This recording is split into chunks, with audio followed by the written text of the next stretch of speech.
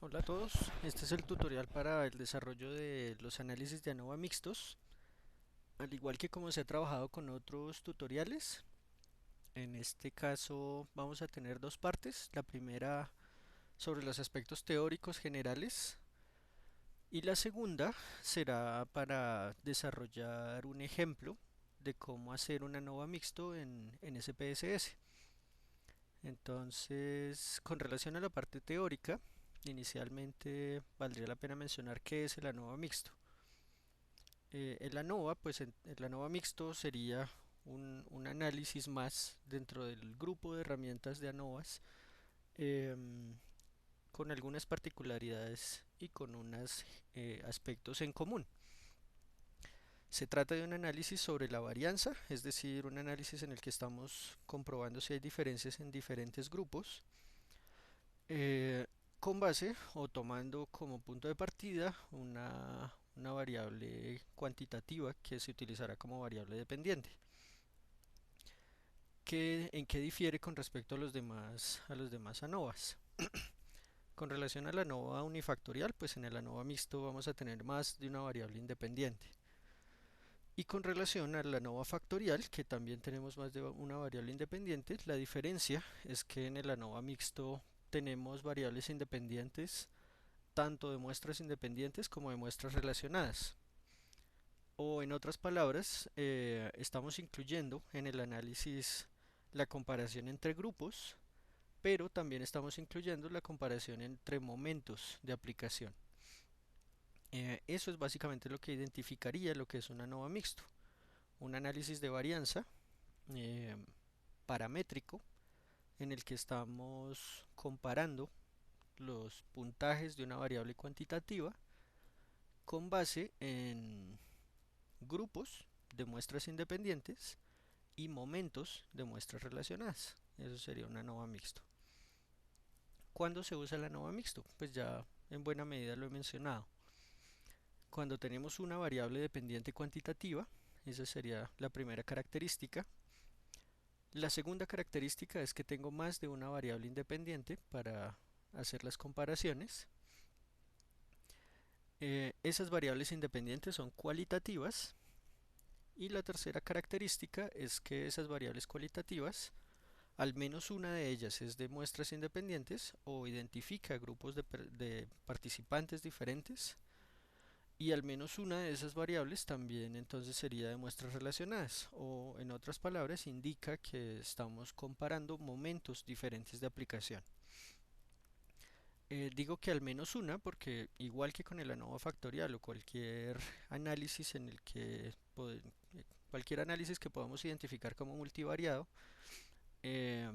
pues en este caso tenemos la posibilidad de utilizar más de dos variables. Si quisiéramos utilizar tres o cuatro o cinco variables, lo podríamos hacer. Lo que definiría que se trate de una ANOVA mixto y no de otro tipo de ANOVA, una ANOVA factorial, por ejemplo, es que tendríamos al mismo tiempo grupos y momentos para hacer el análisis. Igual que como funcionaba con el ANOVA factorial o igual que como se hacía en el ANOVA factorial, en el ANOVA mixto se van a comprobar los análisis por separado de cada una de esas variables independientes, los efectos por separado de esas variables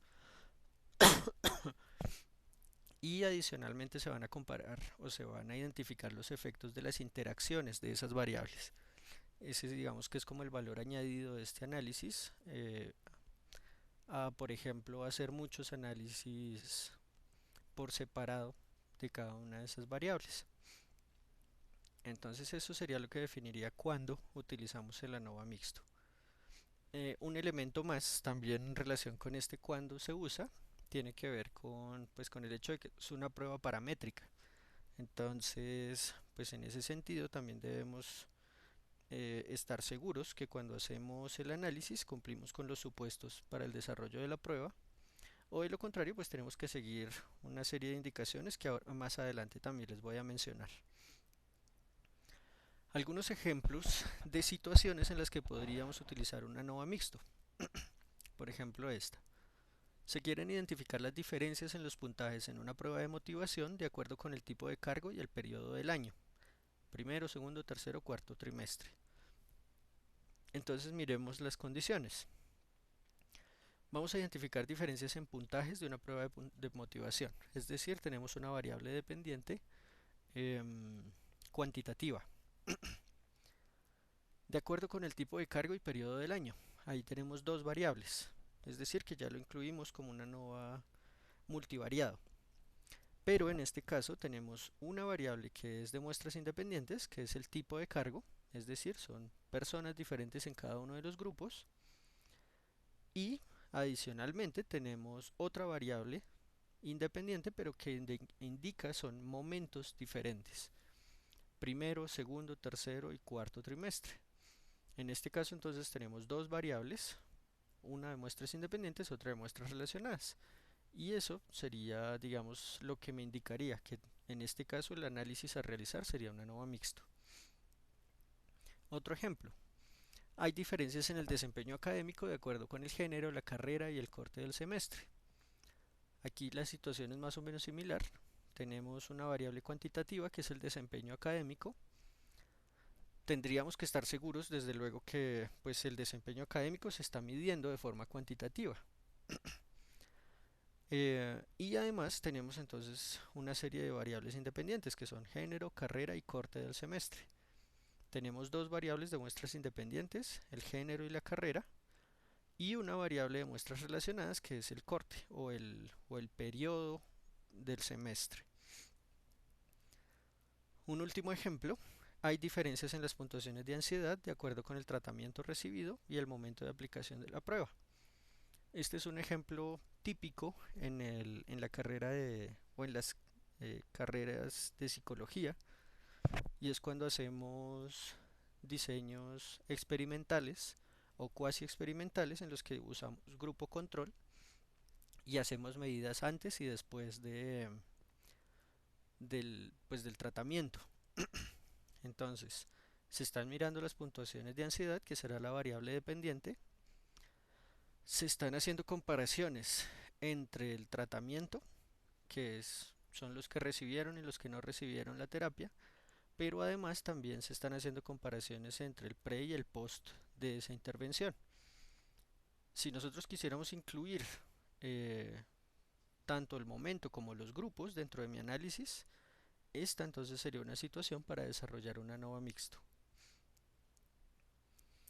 ¿Qué condiciones de uso tenemos para el ANOVA mixto? ¿O cuáles son los supuestos que necesitamos para corroborar el ANOVA mixto?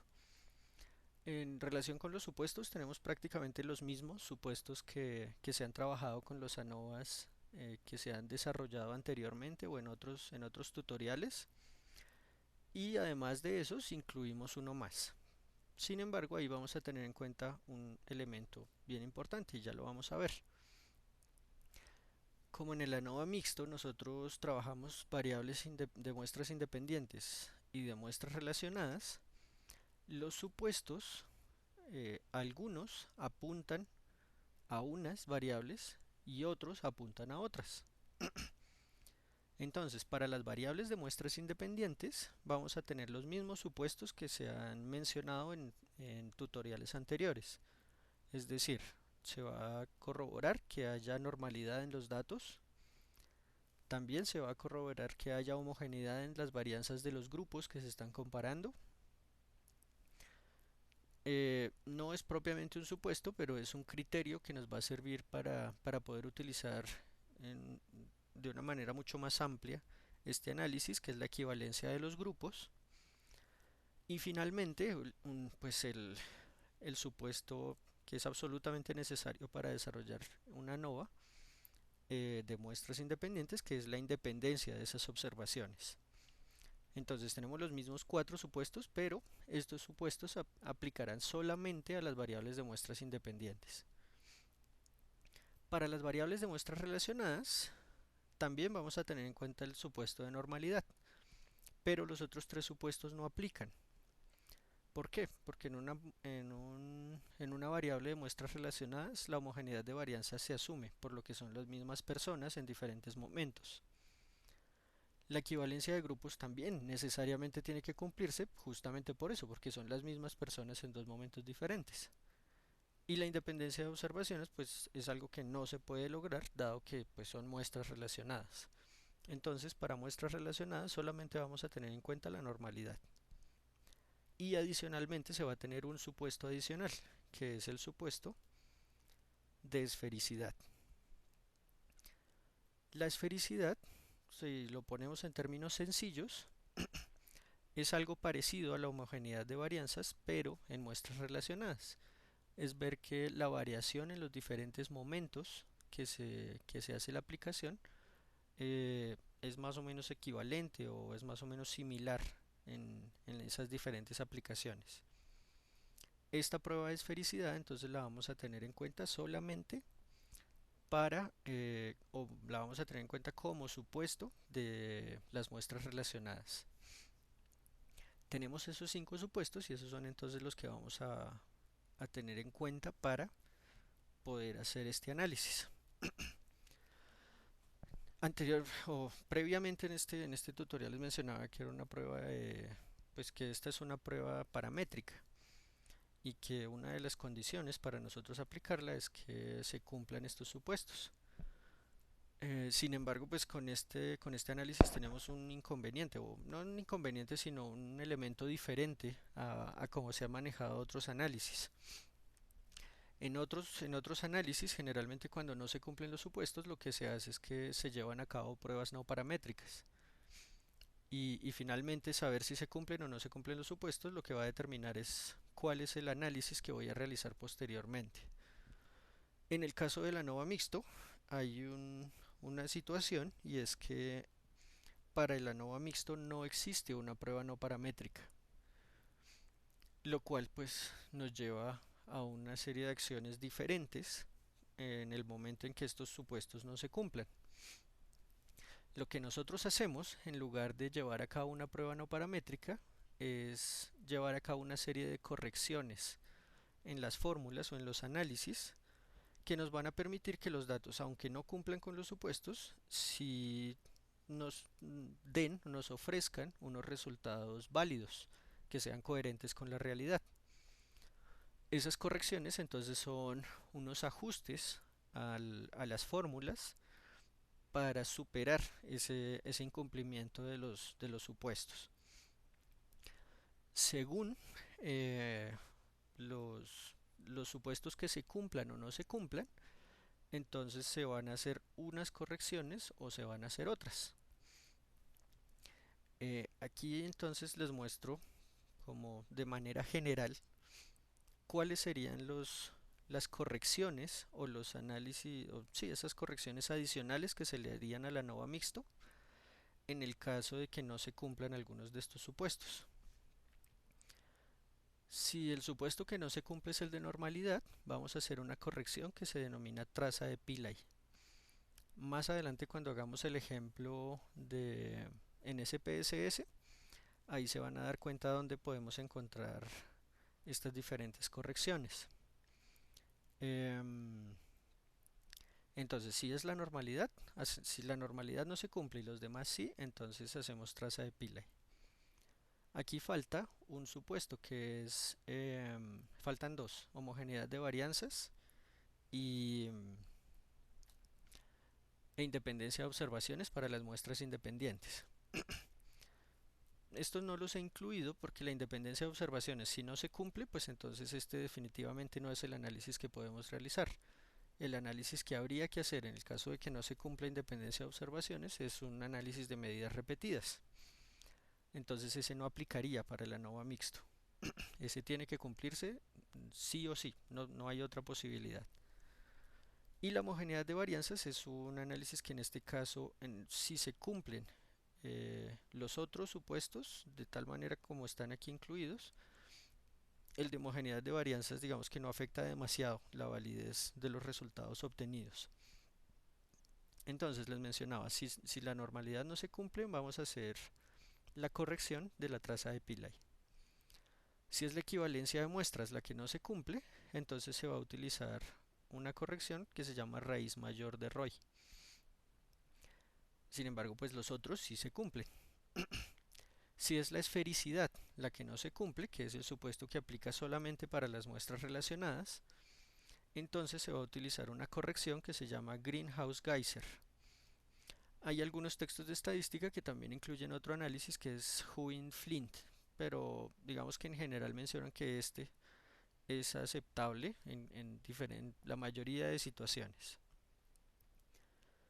Si lo que nos llega a suceder es que dos de estos tres supuestos no se llegan a cumplir o los tres supuestos no se llegan a cumplir, entonces vamos a utilizar una corrección que se va a denominar como el límite inferior. Entonces, cuando nosotros hacemos los análisis en el SPSS, en lo que nos vamos a fijar es cuáles supuestos sí se cumplen, cuáles no, y de acuerdo con eso, entonces vamos a interpretar alguno de estas correcciones. Y así es como vamos a obtener los resultados. Esto tendrá mucho más sentido en la siguiente parte del video cuando hagamos el ejemplo y veamos las tablas de resultados y ahí se darán cuenta cómo utilizamos esta información ya para el desarrollo del ejercicio. Entonces yo creo que podemos dejar hasta aquí este tutorial. Ya la siguiente parte, como les decía, entonces desarrollamos el ejercicio en SPSS. Muchas gracias y entonces nos vemos en el siguiente tutorial.